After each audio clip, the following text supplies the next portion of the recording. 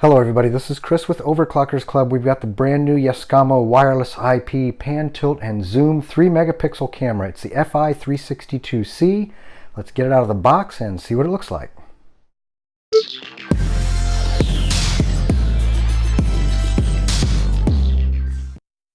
So here's what the camera looks like out of the box. There's the camera, the adapter, instruction manual, very important to go through that and become familiar so you know all the features and functions. And then there's a little card here. You get a little free gift if looks like if you send them an email. The adapter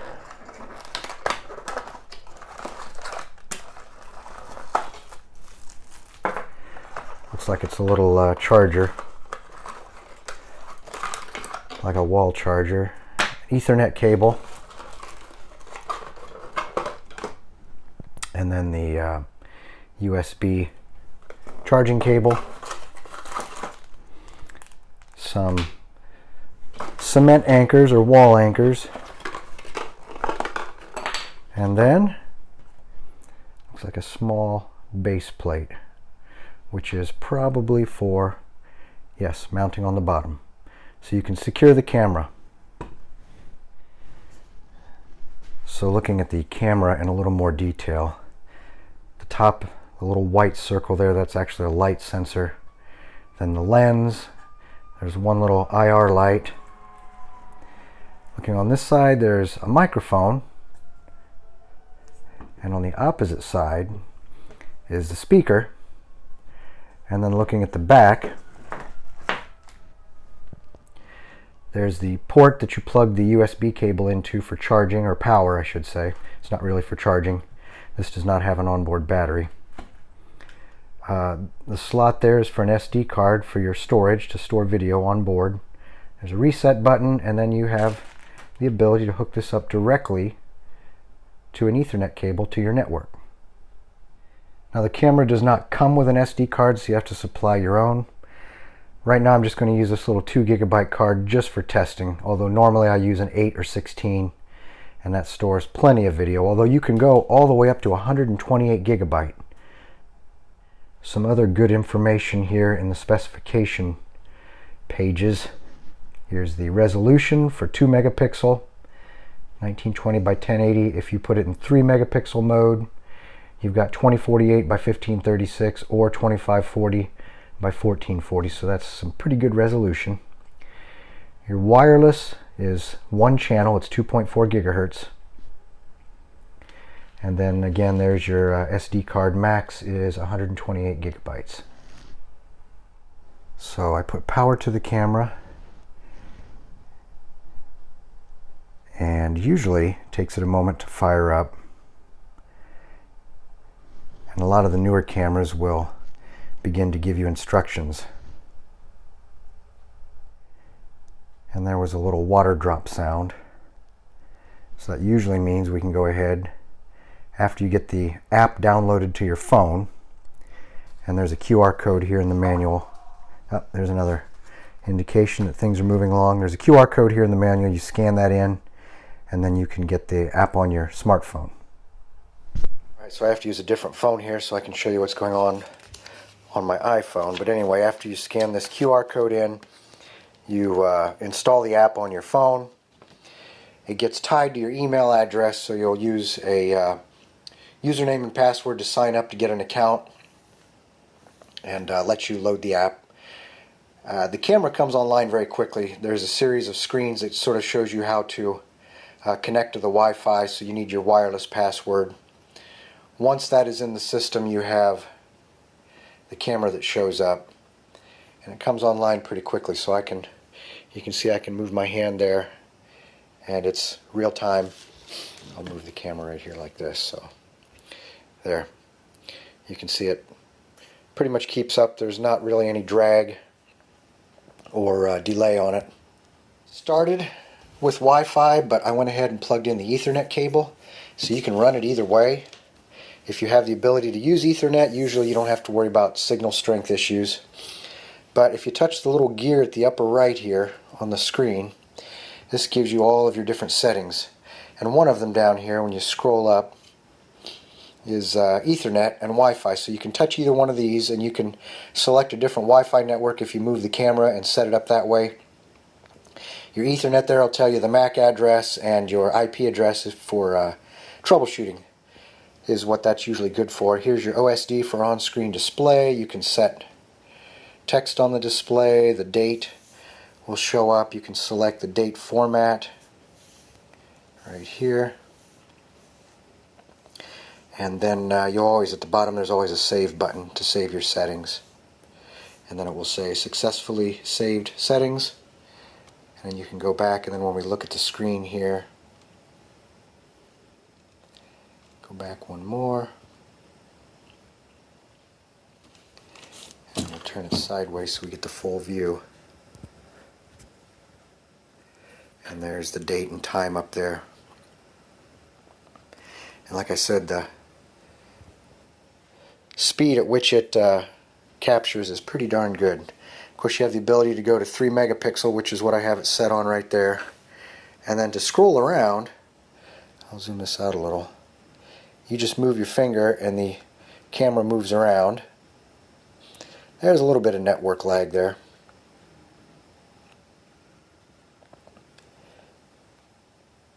But you can look up or down. There I am filming. And the other thing I noticed, I believe I said earlier, the manual shows this as being the infrared, and this up here is the daylight sensor. I think it's the opposite. Down here is your daylight sensor, and this is your infrared LED. Because when I put my finger over this one, you'll see the infrared LED kicks on like that. And then when I take my finger off, it should shut off. There you go. Now, one of the first things I did when I fired the camera up is I got into the system upgrade, and I hit that, and it says it's the new version because I did update it. It showed a version that was ready to upload to the camera. I did that. The camera restarted, probably took about 3 minutes, and it was back online. So you might want to make sure your firmware is the latest. So some of the other things here, you've got peripherals. And this has sound detection and face detection, so you can turn that off or on, so you can set a threshold. When here's a sound above a certain point, it'll send you a notification. Face detection, it puts a box around the face. When it senses there's a face, you can get a notification for that. Here's where you turn the notifications off and on. You can set up the cloud storage. Here's where you format your SD card, check the status of it.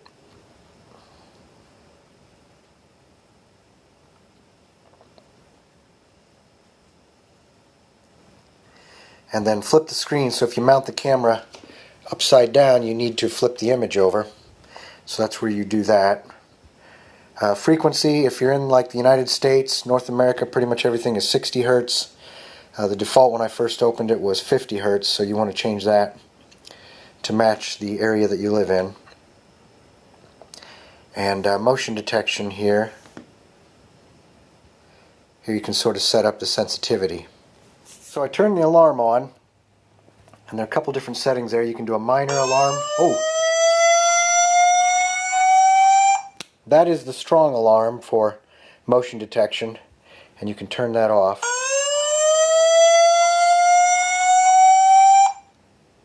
Definitely get your attention. You can adjust the speaker and the microphone sensitivity and a prompt tone when it boots up right here through the sound. And then there's where you turn the notifications for motion detection, face detection, or sound detection on or off. And I almost forgot, here in motion detection, there's a feature here called smart tracking, which I have turned on. And what that does is when you move around, the camera will sense your movements and follow you around the room. So it is picking up my movements. I'm not moving the camera. It is moving because I'm moving around the room, which is sort of what you see here. So as I move around, the camera will follow me.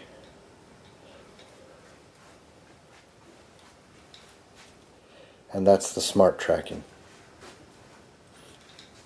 Kind of hard to hold two phones at the same time, but that's the idea there. And there is a PC app that you can download from mipcm.com. It's listed in the back of the manual. But you can see in real time, it keeps up pretty good with me there. But you can do just about everything you can on your smartphone app you can do here. So all of the information, all of your settings are adjustable there. So this is with the image quality set to 3MP or 3 megapixels. To give you an idea, in daylight, there is a skylight up above that is bringing in a little bit of daylight, but all the lights are on in the room, so this is the type of image you could normally see. And the image tracking is on, so if I move around, it will follow me. Anyway, even though it's an indoor camera, I'm going to take it outdoors and just show you some of the images there too. And we'll try to get some nighttime imaging also.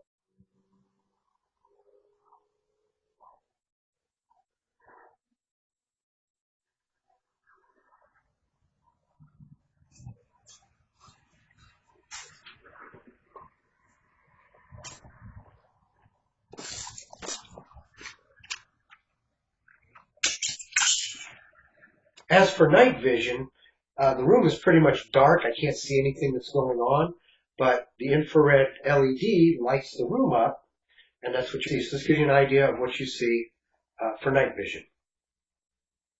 So the two-way audio on this camera is actually quite good despite the small size. That's one of my complaints with other systems. The speaker is so small you just can't get any volume out of it. But the speaker here, you can actually adjust the volume from the app. So when you want to talk to somebody, you can say, "Hello, can you hear me?" Yes, I can hear you. So I've got somebody in the other room with the app, and they're able to talk to me. I have a delivery. Where would you like me to leave it? In the front would be fine. Thank you.